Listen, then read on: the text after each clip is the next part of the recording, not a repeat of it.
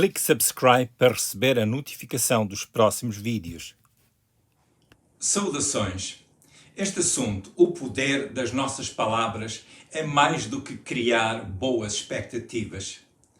É muito bom ter boas expectativas, mas eu creio que é mais importante ter a certeza do fundamento das expectativas e o tipo de propósito que as expectativas sustentam. O assunto do poder das nossas palavras é fundamentalmente a expressão da fé, que é alimentada pelas palavras que nos revelam o que Deus já fez por nós e que ainda tem para nós. Expectativas não realizadas podem causar prejuízo emocional. Como diz Provérbios 13:12, a esperança demorada enfraquece o coração, mas o desejo chegado é árvore da vida. Como diz este versículo, onde a esperança não é realizada, aí há enfraquecimento do coração, ou seja, a pessoa sente-se como que em baixo. Mas onde o desejo é cumprido, é como se a vida estivesse a ser sustentada. O princípio bíblico que sustenta as palavras da fé é precisamente o que Deus estabeleceu por nós mediante o ministério de Jesus. Há muita passagem bíblica que podemos consultar no intuito de entendermos este princípio. Mas por uma questão de tempo, vamos neste segmento analisar especificamente a passagem de Hebreus, capítulo 3, versículo 1, e que diz: Pelo que, irmãos santos, participantes da vocação celestial, considerai a Jesus Cristo, apóstolo e sumo sacerdote da nossa confissão. O texto bíblico convida-nos a considerar Jesus, tendo em vista a nossa confissão. A palavra confissão neste texto significa falar com um objetivo que esteja em concordância com Jesus. Este termo, confissão, implica um reconhecimento da fonte de revelação que nos é dada. Confessar neste versículo é dizer palavras que estejam em concordância com as palavras de Jesus. Por isso, este ensino de Hebreus capítulo 3, versículo 1, é sobre falar tendo em vista uma conclusão específica. A conclusão que esteja em harmonia com o ministério de Jesus. Isto é ter uma confissão em comum com Jesus. O versículo começa com a expressão pelo que. Neste caso, funciona como conjunção entre o que segue e o que foi escrito antes.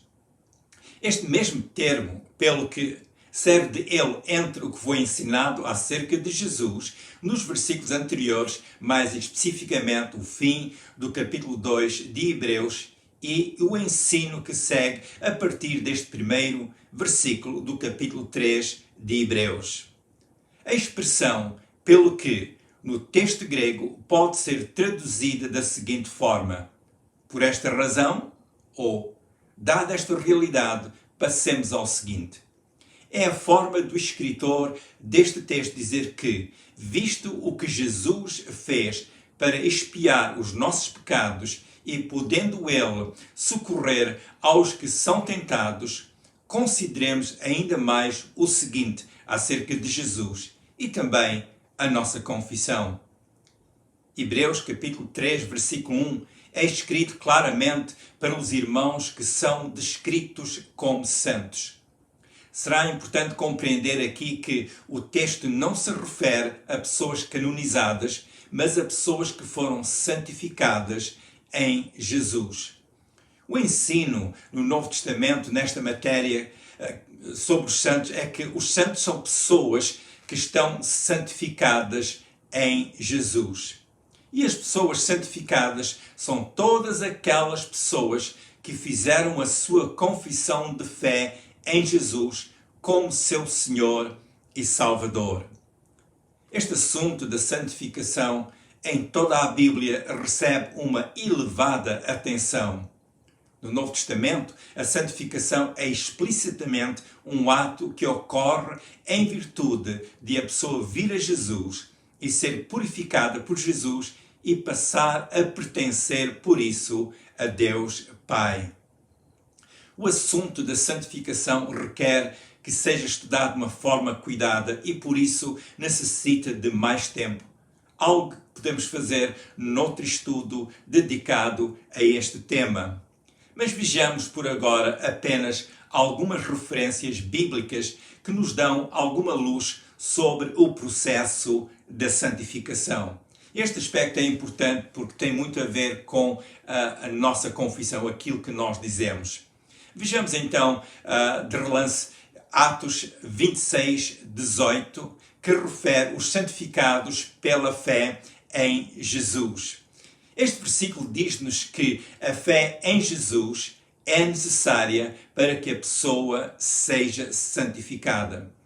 1 Coríntios capítulo 1, versículo 2, diz que os santificados em Jesus são chamados santos junto com todos os que invocam ao Senhor Jesus.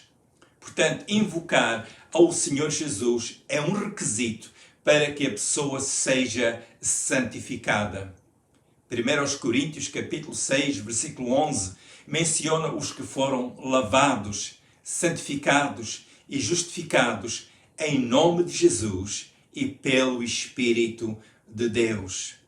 Hebreus 10, versículos 10 e 14, refere os que foram santificados pela oferta do corpo de Jesus e que por esta oferta são os santificados e eles são aperfeiçoados para sempre. Esta passagem é muito interessante. Santificados e aperfeiçoados para sempre em Jesus. De forma resumida, pessoas santificadas são pessoas que invocam a Jesus, que expressam a sua fé em Jesus, que são santificados em nome de Jesus e mediante a oferta sacrificial do próprio Senhor Jesus, que deu a sua vida para nos resgatar.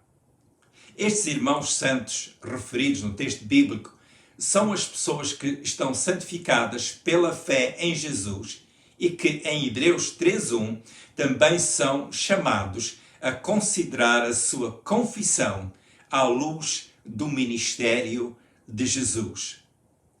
Lendo a Epístola aos Hebreus, compreendemos que estas pessoas santificadas têm as seguintes características. Reconhecem a Jesus que, por si mesmo, realizou o ato necessário para a purificação dos seus pecados, como está escrito em Hebreus capítulo 1, versículo 3. Estas mesmas pessoas já tinham atentado com diligência para a palavra da salvação anunciada pelo Senhor. Hebreus 2, 3. Portanto, as pessoas referidas em Hebreus 3:1 são pessoas que, tendo já ouvido sobre o sacrifício de Jesus, decidiram-se chegar-se mais perto de Deus através de Jesus. Chegar a Deus é um dos subtemas desta epístola aos Hebreus. É uma palavra que ocorre várias vezes em toda esta epístola e por isso tem também o seu significado. Estas mesmas pessoas referidas em Hebreus 3:1 são participantes da vocação celestial e têm também um discurso que é o fruto da obra redentora que Jesus já realizou pelo ser humano. Estas mesmas pessoas já fizeram a sua confissão de fé em Jesus e por isso também receberam o estatuto de serem participantes da vocação celestial. O adjetivo participantes, que na sua forma gramatical está no vocativo, ou seja, estes irmãos santos também podem ser chamados os participantes da vocação celestial. Este aspecto reforça ainda mais as características destas pessoas. E, além do relacionamento fraterno que nutrem com o Senhor Jesus, como nos mostra Hebreus 2:11, também são reconhecidos como participantes da vocação celestial.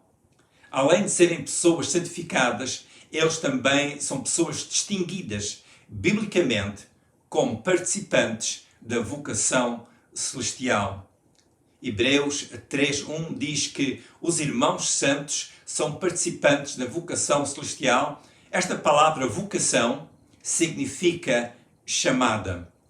Esta chamada implica um estado no qual os irmãos santos foram estabelecidos. A vocação dos irmãos santos aponta para uma realidade vivida em virtude da obra redentora que Jesus completou, algo que é realçado em toda a Epístola de Hebreus. Esta vocação é específica, é celestial, ou seja, é de cima. Não é terrena, como se fosse atribuída pelos homens. O que é terreno é passageiro, como também tudo aquilo que é atribuído pelos homens. Mas o que é celestial, isto é, do céu, tem em si a natureza celestial. Portanto, é uma chamada que é atribuída dos céus aos irmãos. O facto de terem esta chamada celestial é determinante para a nossa confissão, para a confissão daqueles que declaram que Jesus é o seu Senhor e seguem Jesus. Aquilo que nós somos chamados para sermos tem influência no nosso discurso. Os irmãos santos são, portanto, chamados a considerar Jesus.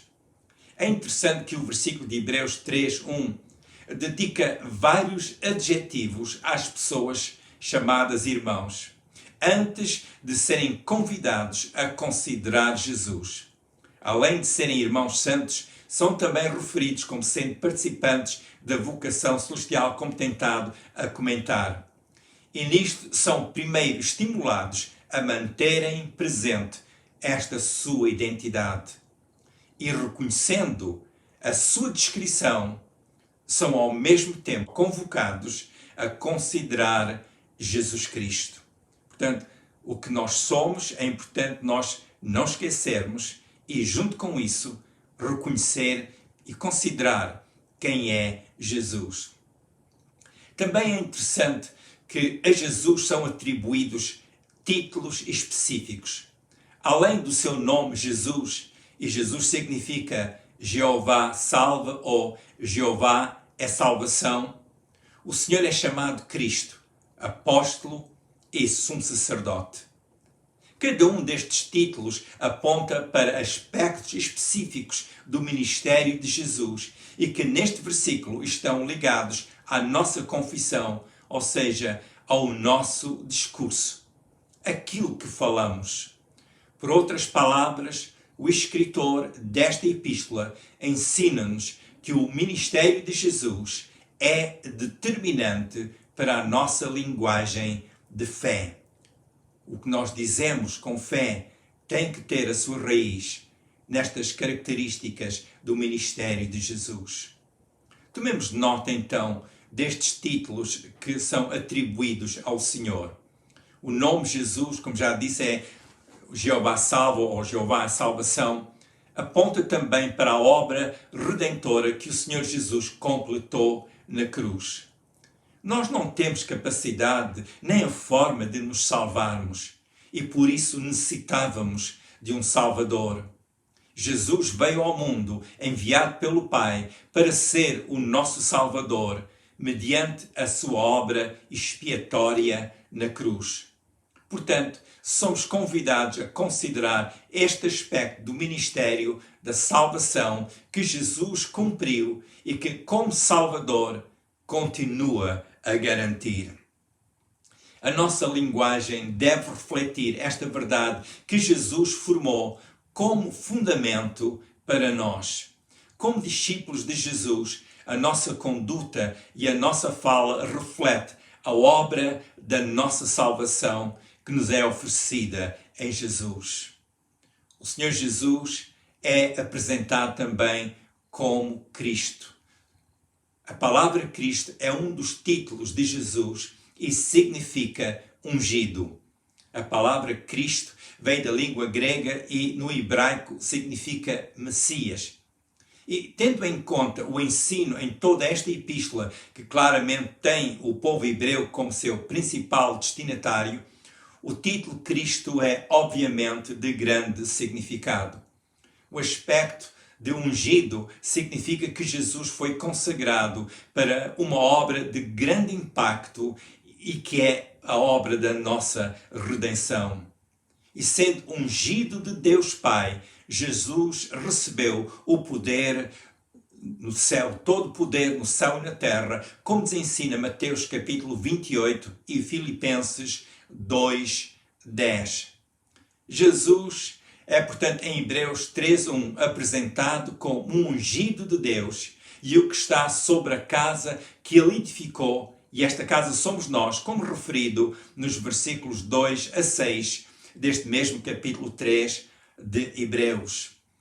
O facto da nossa confissão estar ligada à verdade de Jesus a ser o ungido significa que, ao falarmos com pessoas instruídas no Evangelho de Jesus, que a nossa fala está coberta pelo ungido de Deus Pai, que é Jesus.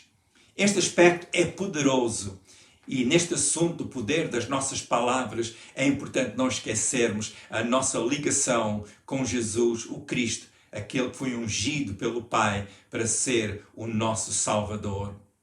Jesus também é apresentado como o apóstolo da nossa confissão. Este título é de grande significado na compreensão da palavra confissão, neste texto de Hebreus 3:1.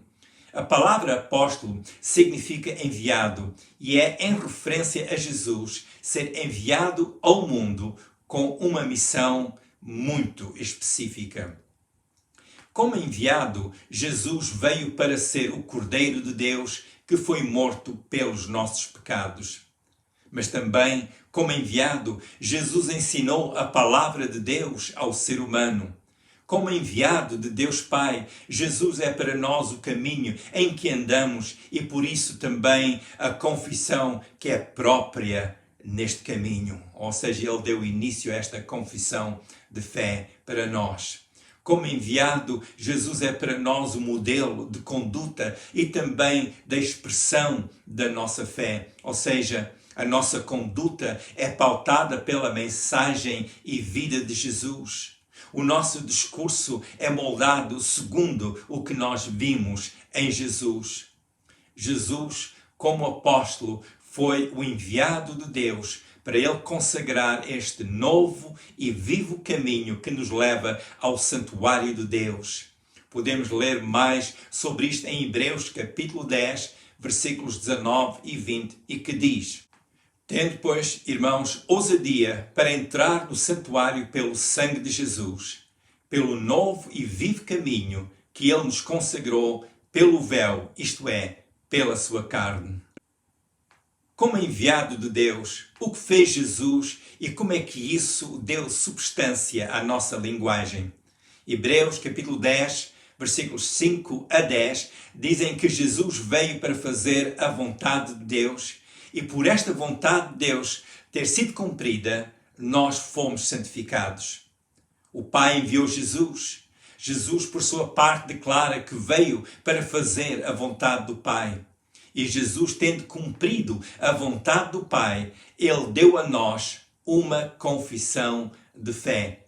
Ou seja, Jesus deu-nos as palavras e com pessoas de fé podemos declarar palavras que estão ligadas ao Evangelho, palavras que nos são ensinadas pela palavra de Deus.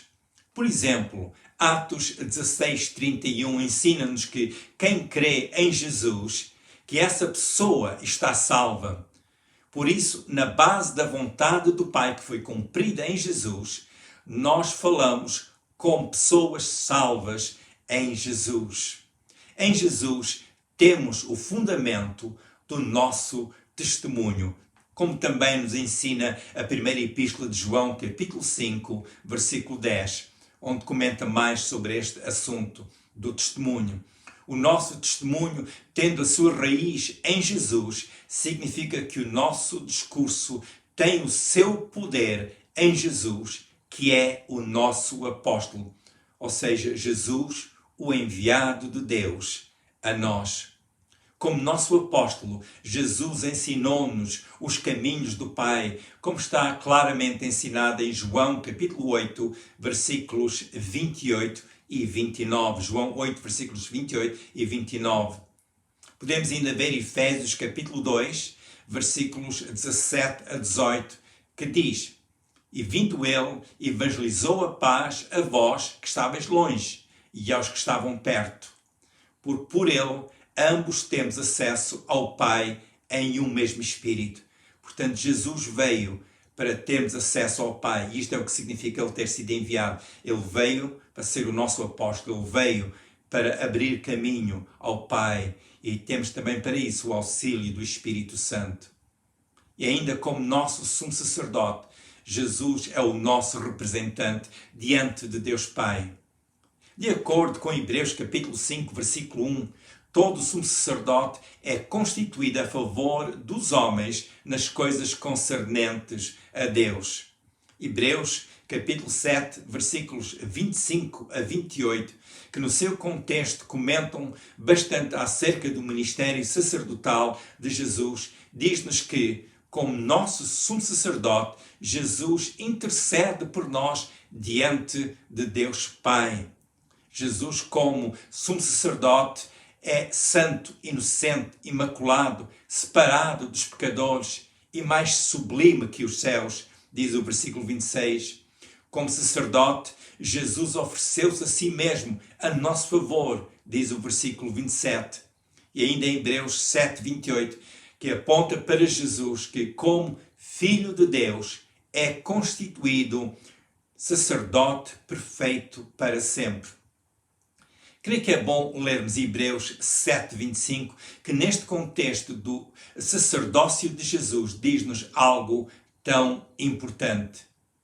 Portanto, pode também salvar perfeitamente os que por ele se chegam a Deus, vivendo sempre para interceder por eles. Como é que o nosso sumo sacerdote nos inspira no nosso discurso? Temos uma confissão baseada no facto de que Jesus é o nosso sumo sacerdote que continuamente intercede diante de Deus Pai a nosso favor, como já lemos em Hebreus 7, 25. Esta verdade inspira bastante a nossa confiança ao falarmos. Falamos palavras que têm como seu fundamento a verdade de que Jesus, que se compadece das nossas fraquezas, como está escrito em Hebreus 4:15 e 5:2, ele entrou com o seu próprio sangue e efetuou uma eterna redenção, como também lemos em Hebreus 9:12. Como nosso sumo sacerdote, Jesus entregou-se a si mesmo por cada um de nós. Jesus nos santificou com o seu próprio sangue, Hebreus 13:2. Por isso, as nossas palavras têm a inspiração e a cobertura do ministério sacerdotal de Jesus, que sempre intercede por nós. Para quem está em Jesus, as suas palavras e a sua fé estão ligadas ao ministério que Jesus já cumpriu e que continua a exercer. As palavras do discípulo de Jesus estarão em concordância com a obra redentora estabelecida por toda a eternidade em Jesus. Assim, a nossa confissão, ou seja, as palavras que dizemos em concordância com Jesus, têm a sua origem em Jesus como nosso apóstolo e estão cobertas pelo seu ministério sacerdotal diante de Deus Pai. Contemplando o ministério de Jesus, que é o Cristo, que é o nosso apóstolo e que é o nosso sumo sacerdote, somos inspirados a falar segundo a realidade do que ele fez em nós e por nós. Segundo esta realidade, falamos e determinamos o nosso próprio ambiente. Persistimos na nossa vocação celestial, sempre falando segundo esta confissão em Jesus, mesmo que o ambiente não seja o melhor, ou onde o ambiente não estiver bem, continuamos a falar palavras do ambiente que já está em nós, criados em nós pelo ministério de Jesus e com o auxílio do Espírito Santo. Pessoas costumam dizer que são o que são, seja onde quer que estejam. Isso é muito bom, é importante, pois também os discípulos de Jesus devem ser o mesmo. Algo que nós devemos constantemente fazer no nosso discurso e ser sempre inspirados pelo apóstolo e sacerdote que é o Senhor Jesus. Falar sempre dessa forma, onde quer que nós possamos estar. Falamos sempre inspirados pelo o que Jesus fez e continua a fazer, seja nas lutas da vida, ou seja na tranquilidade da vida, seja na enfermidade ou estando em boa saúde. Confessamos as verdades que vêm a nós por Jesus, que é o apóstolo e sumo sacerdote da nossa confissão. Quando há prosperidade ou quando há magreza, confessamos sempre as verdades que vêm a nós através do Evangelho de Jesus. Estas realidades não podem ser adquiridas pelas nossas obras, nem podem ser herdadas como que se fossem transmitidas a nós pelos nossos pais, mas são realidades que vêm a nós ao reconhecermos o que Jesus fez por nós na cruz do Calvário, onde Ele morreu por causa dos nossos pecados, para assim nos santificar, para assim abrir caminho para cada um de nós até junto de Deus Pai. Se ainda não veio a Jesus, se ainda não declarou com a sua própria boca que Jesus é o Senhor, que Ele é o Salvador, será oportuno fazê-lo agora. Quero contemplar a cruz do Calvário, onde Jesus sofreu por cada um de nós. E com isso em mente, diga a Deus Pai que venha Ele em nome de Jesus e que aceita Jesus como o enviado de Deus Pai para ser o seu apóstolo, para ser o seu sumo sacerdote, para ser o seu Salvador. Quero tirar um pouco de tempo todos os dias para ler um pouco da Bíblia. Isso é tão importante para a sua formação como pessoa conhecedora da palavra de Deus. Vai ajudá-lo bastante a conhecer mais a vontade de Deus, porque a vontade de Deus pode ser conhecida pela leitura das Escrituras. Também falo com Deus todos os dias, um pouco, falando com Ele, e sempre em nome de Jesus, porque é por Jesus que nós vimos a Deus Pai. Também, logo que possa, frequente uma igreja que realmente ensina o Evangelho e sobre estas coisas tão importantes. Isso será tão importante para a sua formação como discípulo de Jesus. Continuamos orando por si para que a bênção de Deus seja ampla na sua vida. Se quiser ver os vídeos anteriores, vá ao YouTube, ao canal com o meu nome, Manny Bessa.